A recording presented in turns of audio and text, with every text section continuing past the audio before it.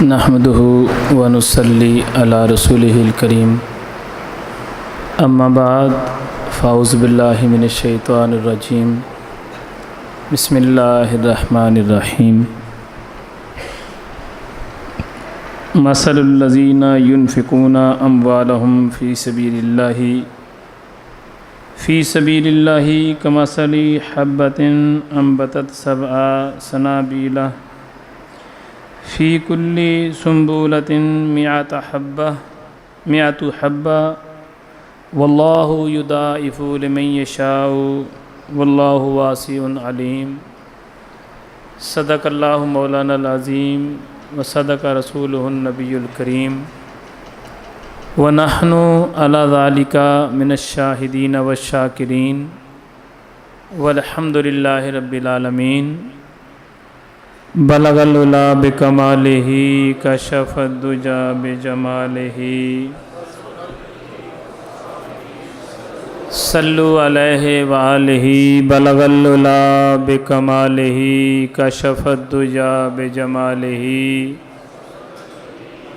کوئی لب خاموش نہ رہے، سبھی پڑھا کریں بلغ العلا بکمالہ کشف الدجا بجمالہ خصالہ صلو علیہ وآلہ واصحابہ اجمعین۔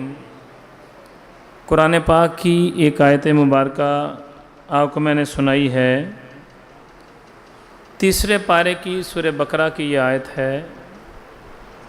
اس کا ترجمہ سماعت فرما لیں۔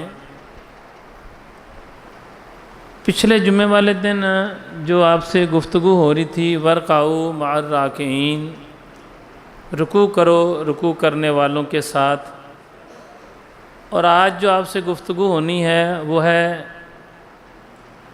اسی آیت کا اس سے پیچھے والا حصہ ہے وَأَقِیمُوا الصَّلَاةَ وَآتُوا الزَّکَاةَ۔ زکوٰۃ کے موضوع پر آج آپ سے زیادہ گفتگو کریں گے انشاءاللہ۔ زکوٰۃ کے بارے میں 84 مرتبہ اللہ تعالیٰ نے قرآن کے اندر حکم دیا ہے۔